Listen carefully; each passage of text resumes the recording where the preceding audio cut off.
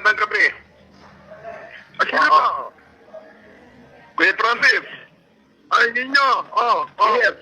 Kasi ako natatawa ako sa mga basher mo. Kanina, tatawagan sana kita kanina doon sa live ko. Kaya lang nasa labas ka na raw sabi ng sekretary mo. Ngayon, ang suggest ko, baka yung mga basher mo, pati basher ni Presidente, mga sawa na sa buhay. Baka pwede ako mag-business sa'yo. Ninyo. Oo. Kasi ngayon, ayoko muna silang intindihin. Pakinggan mo ha. Oo. Ayoko munang intindihin yan dahil nakatuon na po sa pagtulong sa mamamayang Pilipino. Luzon, Visayas, Mindanao. Napakaraming request sa aking YouTube channel at lahat gusto kong supportan. Actually, ngayong araw na to katatapos lang, ang akin namang pinamigay ay mga gatas para sa mahigit 100 single mom na nag-request na ang sinususo na ng kanilang anak ay tubig na dahil walang-wala na. Yeah. So natugunan ko yun. Tapos pagpadala ko ng konting bigas dyan para sa Baguio, dyan, bahala naman yung mga aking tao na mamigay dyan sa Baguio. Pero hindi naman pangkalahatan, konti lang naman. Anyway, ito po yung sabi ng mga lawyers ko, hinahanap lahat ng identity ng mga nagbabash sa akin. At sasampahan talaga namin ng libel. Asawa ko yung magsasampa, no? Sasampahan namin ng libel ng buong pamilya namin, ha? Pati sinanay ko na sinanong Rhea. Yung nagsilang sa akin na magsasampa rin. Nagagalit niya. Lahat, identify lahat ng basher, yung lahat ng tunay na pangalan. Actually, iniisa-isa na namin dito. Hindi muna ako magbabanggit ng pangalan. At sasampahan talaga namin ng kaso. Kakatuwa talaga. Screenshot naman lahat, di ba? Yes. The screenshot lahat. Kasi hinahanap ang thinking Pinoy doon, yung background support. Ayoko magsalita ninyo, no? Pero sabi ko ito, pinag-aaralan na ng mga abogado ko. Kasi yung issue about Norman and Francis is not an issue. First, lumalaki ako, magka-issue ako, my mother called me Norman. Yeah. Okay? Yeah. My mother called me Norman hanggang sa ako'y mag-teenager. Okay? Nung ako'y magdidibo na, ang sabi ng aking ina, hindi ko kayang tiisin anak na naghihirap ka. Yeah. Kailangan maging mayaman ka. Yeah. So, ang ginawa niya, hindi ko dapat sabihin dito on the record, basta sabi niya, ikaw yan. Yeah. Karapatan mo yan. Yeah. Mahal kita, anak kita. So, anong kasalanan ko? Pinag-aaralan, dahil ko abogado, kung walang impersonator Una, hindi naman ako yung nagpalit ng pangalan ko Nanay ko yung nagbigay sa akin nito. Yeah. So, walang issue yun. Yeah. Pangalawa, wala akong criminal charges, anything. Isa lang yung kaso na hindi ko pa pinadidismiss, pero may visit order.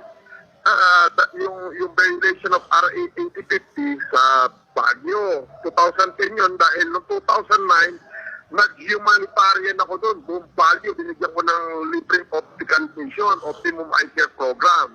Okay. So, kinasuhan ako doon ng mga may-ari ng optical clinic ng violation of RA 8050. Ampaw na kaso kasi 500 pesos lang ang bail at kung guilty ka ay one day ang kulong.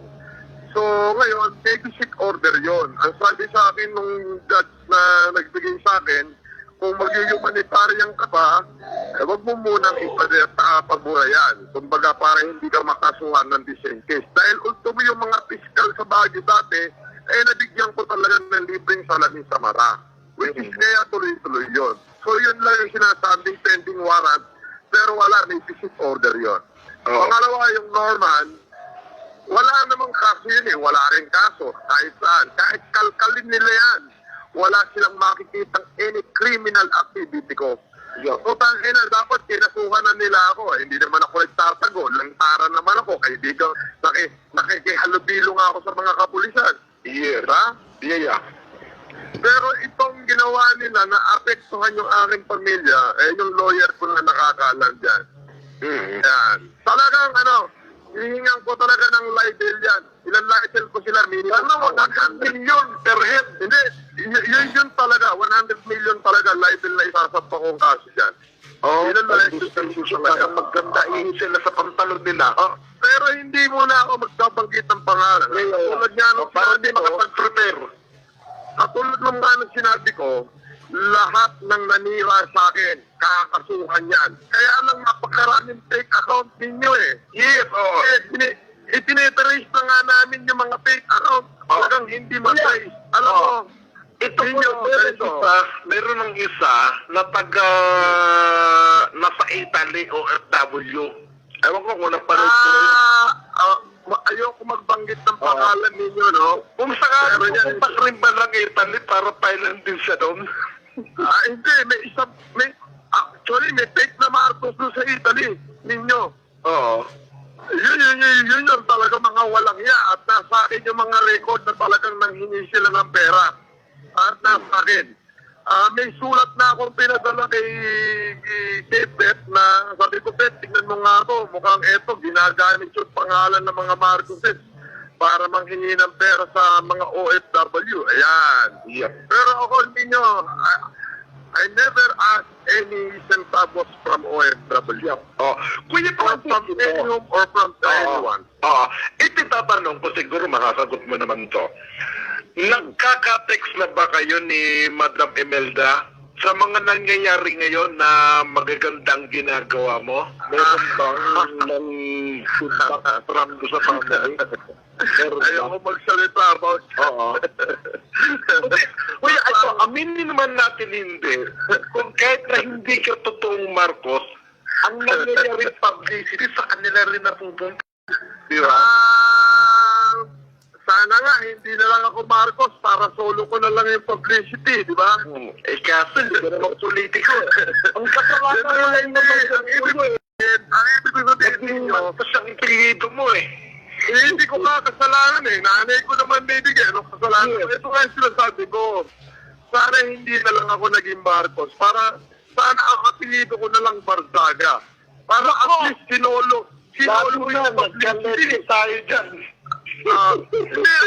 What I mean is, sana ang apelido ko na lang Barzaga o Mangusin na lang sana or Andres na lang sana. Di sana solo-solo ko yung publicity ngayon para sa kaniman, pagtakbo ko ng senador, sarili kong apelido at sarili kong ibang pangalan na wala akong kaparehos, di ba? Yes. Pero hindi nga ganun eh. Pagtakbo mong senador, tatakbo ka nga pag senador. Nako, wala akong plano dyan. Wala akong plano sa kanya. Tatakbo ka para mag-jogging siguro. Maaari siguro, jogging. Kasi alam ko, talagang ayaw mo sa politika, ayaw mo pumasok. Ayoko dyan. Wala akong plano dyan. Kahit na anong gawin nila, hindi ako, wala akong pakialam sa politika. Yun ang sinasabi ko ninyo, no? Okay, kuya. Buti pa, sana, kung ako may plano sa pamumulitika, sana Antonio na lang ang ginamit ko, di ba? Para wala pa akong kinakaharap na mga ganitong issue. Sana nga, mangusin na lang, ha? Ang problema, pati yung mga nananahimik na mangusin na dadamay. Sabi ko nga, kuya, hindi ko gusto kung bakit ako to. Kasi ito yung binigay ng aking ina. Anong gagawin ko? Tama. Ngayon, kung yung nanay ko, may connection sa first family, hindi ko problema yon. At hindi ko na problema yun at hindi ko yun nalalaman. Nagets mo? Yeah. Ayun. So yung mga abogado ko ngayon, nagre-ready na. Talagang yung mga original na account, talagang hinahanap nila. Ayoko lang magsabi, ha? Yeah. Pero marami kasi puro fake account ang hindi talaga matrace. Pero ito, doon naman sa mga original na account, mga susuntaman na ngayon. Duwag naman yan, nagtataas sa ibang pangalan eh. Label talaga, kakasuhan ng label. Kasi at the first place, tinamin ko naman, Norman and Francis is the same person. Pero may mga kasing, alam mo yung naalala mo ninyo nung mga unang panahon na yung look alike sa passport? Yeah. Look-alike, hindi ko na alam, parang na-trace ko, parang yung Norman yata, nagamit yata yung pangalan na yun para makapag-abroad. Okay? Pero hindi ko kasi yung ginamit eh. Never ko na ginamit yun eh. Never ko na palagyan ng ID picture yun eh. Nagets mo? Yeah.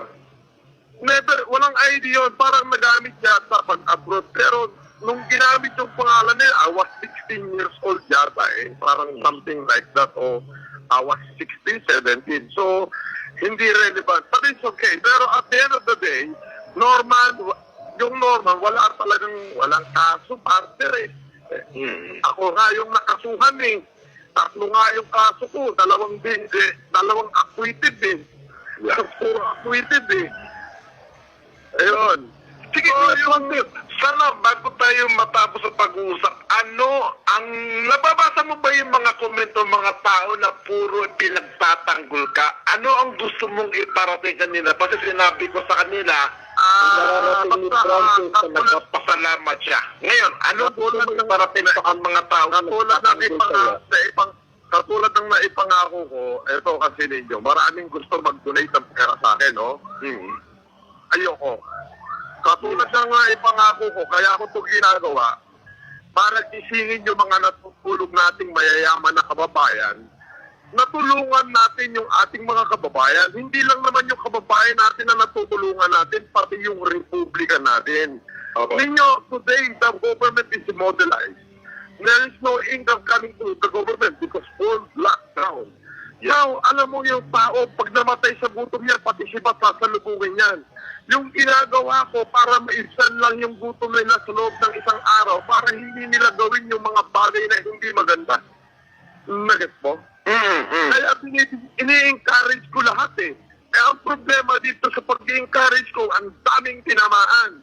So maraming alam mo yung maraming galit sa akin. But ang masasabi ko sa ating mga kababayan, katulad ng pinangako ko, hanggat ako humihinga, ang kahuli-hulihang laman ng aking palabigatan na ibibigay ko. May kabuhayan kaming konti sa Japan. Siguro kung mauubos lahat kung nasa Pilipinas, uuwi ako ng Japan, mabubuhay naman siguro ako doon. Yeah. Kapat na sa akin yung mahiko o yung puso ng ating mamamayan. Yun lang. Ulitin ko, ayoko mamulitika. At ito na matindi rito.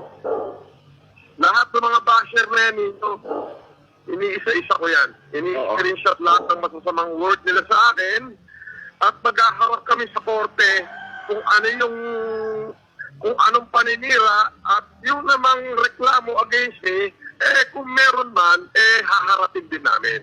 Yeah. Ayun yun. Kuya, maraming salamat kayo, Leo, sa time,